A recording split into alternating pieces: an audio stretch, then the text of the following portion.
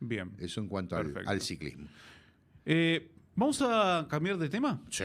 Vamos a cambiar de tema aquí en la mañana del centro y vamos a ocuparnos, ¿sí?, de la economía. Dale. De la economía y ayer, por ejemplo, estábamos compartiendo, junto al señor Antonio Martín aquí en Internet Radio, ¿sí?, en Radio del Centro, un informe de FADA, ¿sí?, acerca de las exportaciones, ¿sí? Y la cantidad de dinero que le ingresa a la Argentina por las exportaciones. Estamos hablando de miles de millones de dólares. ¿Y sí? ¿Sí? Y que una buena parte queda en poder del Estado. Bien. ¿Sí? Vamos a charlar con David Miazo, Dale. que es economista en jefe de FADA, ¿sí?, que tiene la gentileza de atendernos en esta mañana mediodía, ya aquí de este miércoles 31 de agosto de 2022. Y de paso le vamos a hacer algunas preguntas relacionadas al tema, pero desde lo económico también, Dale. por algunas medidas que se han tomado. Y bueno, lo aprovechamos a David para que nos desasne al respecto, ¿no? ¿Cómo estás, David? Buen día. Aquí Pablo Eduardo, te saludamos desde Radio del Centro de Chivilcoy. Gracias por atendernos. Pablo, Eduardo, un gusto estar conversando con ustedes. David, bueno, esto es así, ¿no? O sea, seguimos batiendo récords en lo que se refiere, bueno, a las divisas que están ingresando por exportaciones. Exactamente, lo que son las cadenas agropecuarias y agroindustriales exportaron por 31.000 millones de dólares durante el primer semestre de este año, durante los primeros 6 meses. Si lo comparamos contra los primeros 6 meses del año pasado, fue un 21% más, es decir, cerca de 5.000 millones de dólares extras comparado con el primer semestre del año pasado, y fue un récord histórico absoluto, digamos. Nunca en la historia, en un primer semestre, se exportaron tanto desde las cadenas agropecuarias y agroindustriales, donde claramente tienen un peso importante los granos, pero también las carnes y las diversas economías regionales que tenemos.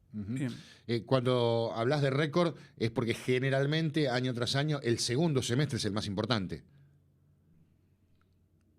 Sí, el segundo semestre suele tener un poquito más de participación, aunque se reparten más o menos similar. Por ejemplo, el año pasado estábamos hablando de un primer semestre con algo de 25.000 millones de dólares y terminamos el año con 55, así que efectivamente fueron 25 y 30 en el segundo semestre, pero tienden a estar relativamente equilibrados los primeros 2 semestres.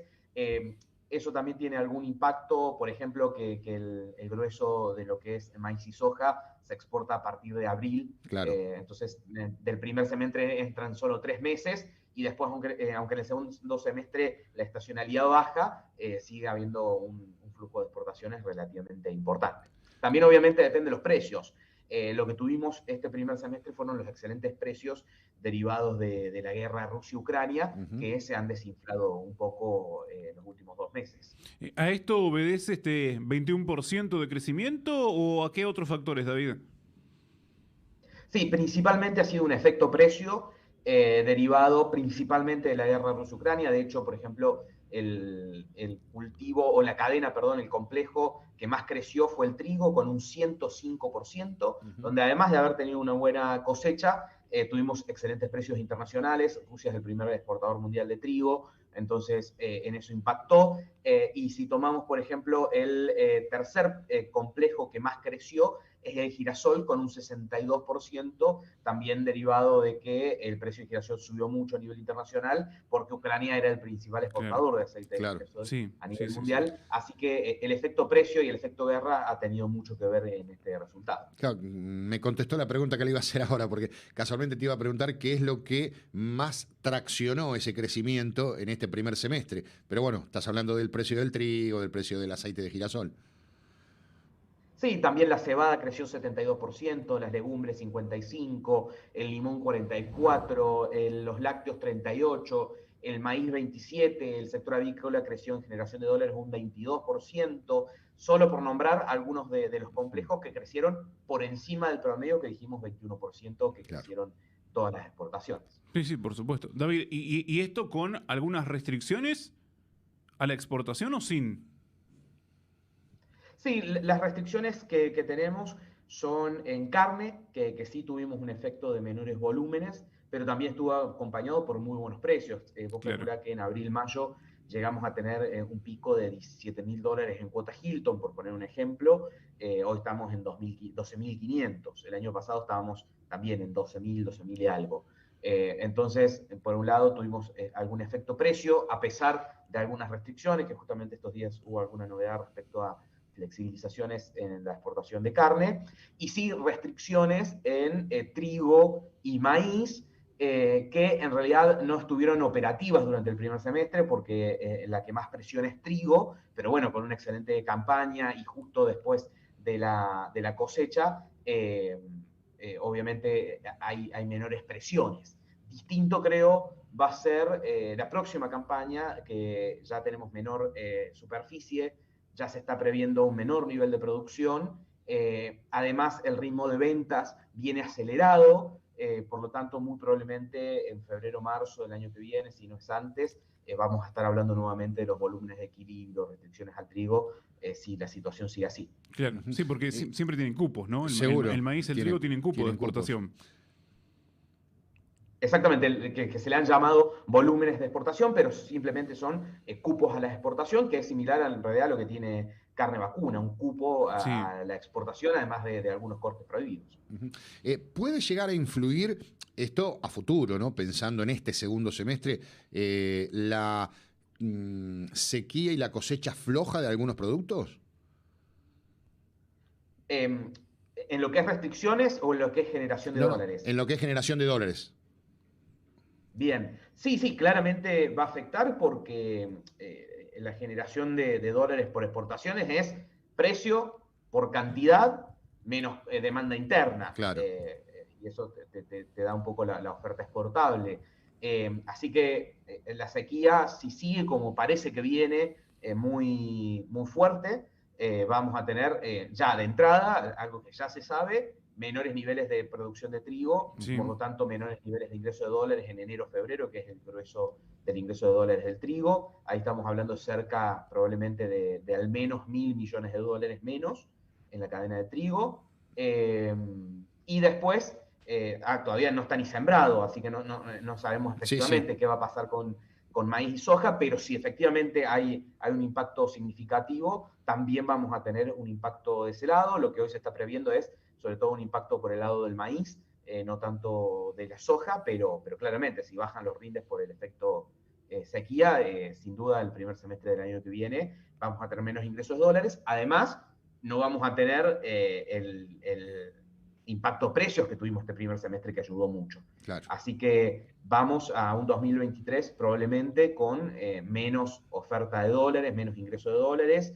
Esto probablemente también le genera algo de presión al gobierno para tomar decisiones en el frente cambiario. Por supuesto. Sí, además, bueno, con respecto al tema de las exportaciones, en algunos productos estamos liderando rankings internacionales, ¿no? Exactamente, Argentina es un jugador importante a nivel internacional en productos agropecuarios y agroindustriales. Estamos en el primer puesto de lo que es la exportación de aceite y harina de soja, que además de estar en el primer puesto, realmente representa a Argentina una parte importante del mercado internacional. Somos también los primeros exportadores a nivel mundial de aceite y jugo de limón, de porotos y de maní, donde también de muchos de estos productos o de estos complejos, Argentina exporta una parte importante de la producción. Hablamos de maní, exportamos el 93% del maní que se produce. 93. Hablamos de limón, exportamos el 91% del limón que se produce. Hablamos de soja, exportamos el 74% de la soja que se produce. En legumbres exportamos cerca del 59%, pero en el caso de porotos un poco más que ese porcentaje. Somos el segundo exportador mundial de yerba y de maíz, el tercero de leche en polvo, el cuarto de peras, de poroto de soja, de aceite de girasol, el quinto de camarones y langostinos y de lanas, como para nombrar algunos de los que estamos en el top 5. Sí, claro. No, y me llama la atención, en el caso del maní, por ejemplo, que mencionabas, ¿esto es porque el consumo interno no es tan grande? ¿O porque hay mucho maní en la Argentina? Producciones muy orientadas a la exportación, como vos decías, o sea, localmente solamente nos consumimos el 7% de todo el maní que producimos, incluso con consumos que son internacionalmente altos, porque tenemos un consumo de maní que en la comparación internacional es alta, pero así todo exportamos gran parte. Del té exportamos el 94%. Mirá. Decíamos 91 de limón, 78 de cebada, 74 de soja, 64% de la producción pesquera, el 64 de maíz, el 60 de peras, el 59 de legumbres, el 59 de trigo, el 52 de girasol, el 50% de la producción de manzanas, el 40 de arroz, el 38 del complejo vitivinícola, 28 de ovino, 26 de bovino, 25 de lácteo, como para nombrar algunos de los que mayor inserción internacional tienen. Son todas cadenas muy orientadas a la exportación.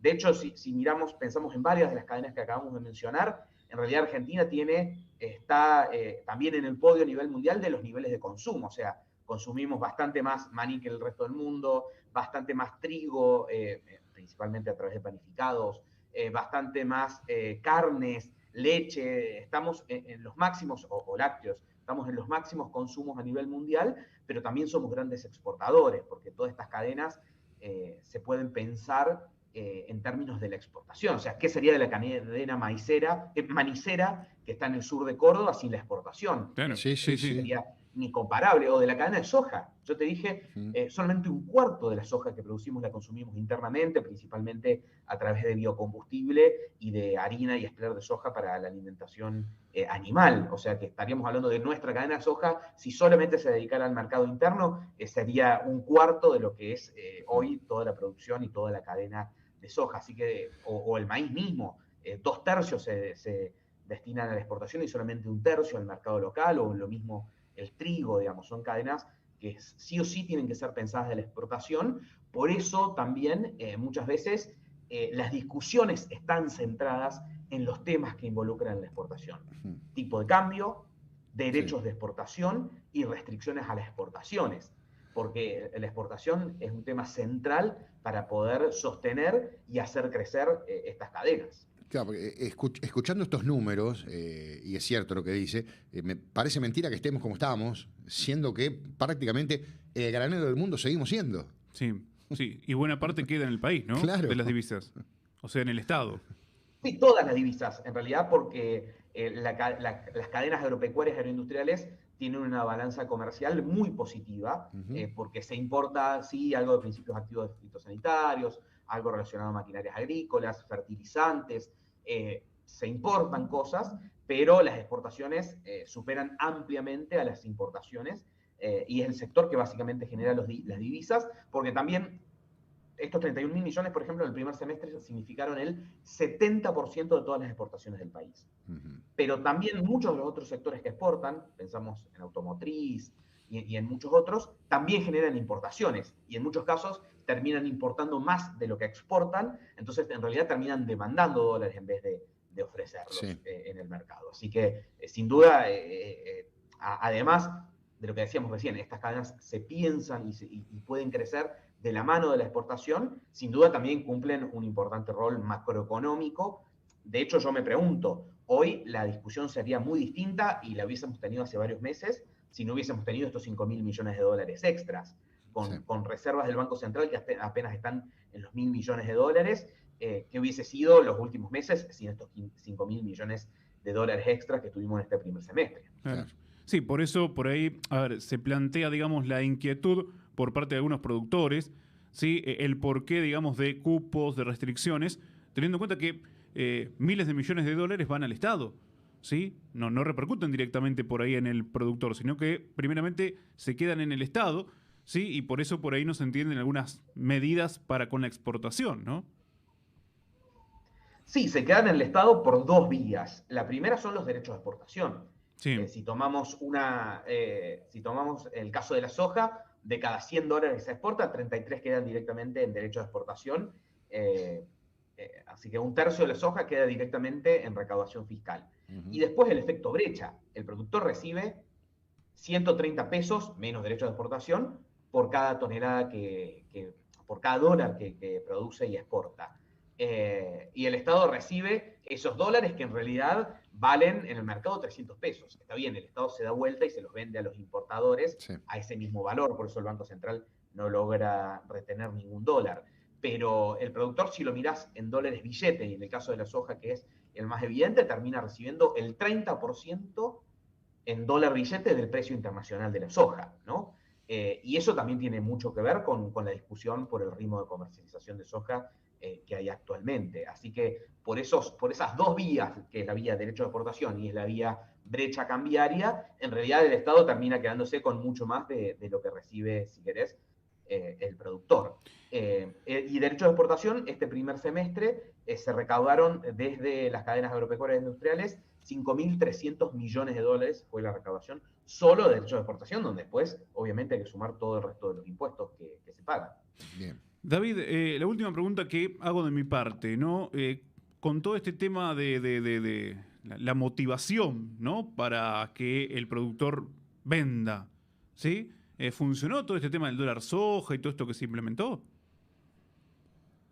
No, fue un fracaso total, Bien, por contundente. 3 razones principalmente. Mm. La primera, a ver, ¿por qué digo fracaso? Sí, Ayer sí. salieron los números, realmente hubo muy pocas adhesiones a este sistema, y básicamente fue por 3 razones. Una, que desde FADA la anticipamos desde el primer momento, que no generaba ningún cambio significativo, ¿no? En el número del productor. En segundo lugar, que era difícil, porque en realidad no era un dólar soja donde el productor recibe más cantidad de pesos por cada dólar que vende, sino que a través de los pesos que recibía por la venta de soja por este mes, podía ir a un banco y comprar dólar solidario por hasta un 30%. O sea, no era un dólar soja que hubiese sido de muy fácil aplicación, sino algo un poquito más complejo. Sí, sí. Y esa misma complejidad llevó a que sea muy difícil de aplicar, y recién en los últimos 10 días de vigencia de la medida realmente varios bancos lo tuvieran en operación y supieran cómo hacerlo y todo. Durante los 20 y pico días anteriores de vigencia de la norma, nadie sabía, ningún banco lo tenía aplicado, entonces no iba a tener impacto significativo.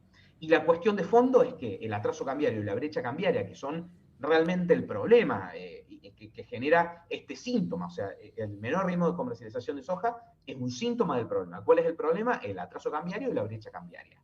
Sí, Mientras está esas dos bien. cosas sigan existiendo, no va a tener ningún efecto, ni esta medida que se tomó, ni una medida que se pueda tomar similar Claro. a partir de hoy, a partir de mañana.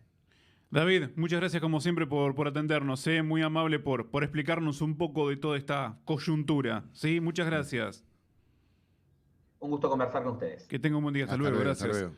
La palabra de David Miazo, el jefe economista de FADA. FADA, que es la Fundación Argentina para el Desarrollo Agropecuario, ¿sí? Charlando con nosotros aquí en esta mañana del centro, en la 91.9 en Radio del Centro, ¿sí?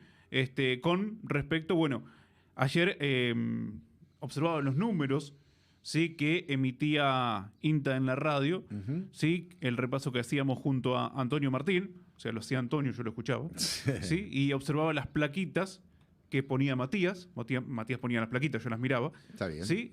Y ahí, bueno, dije, bueno, vamos a charlar con David Miazo para que nos explique, ¿sí? Conceptos, ¿sí? En Lógico. cuanto a, lógicamente, el porqué de... Si es que existe un porqué. Sí, si es que existe un porqué, ¿sí? Se está exportando más, están ingresando, ¿sí? Mayores divisas al país, el porqué de los cupos y o restricciones también, y bueno, tener la posibilidad entonces de poder conocer con más precisión, con más detalles, con más pormenores, todo lo que tiene que ver con, lógicamente, estos números, ¿sí? De las exportaciones, y de paso le vamos a preguntar por el dólar soja, ¿sí? Del que tanto ya se que habló. está. Pero bueno, parece que no funcionó. No funcionó. No funcionó. ¿No? Parece que no funcionó. Bien, estamos haciendo la mañana.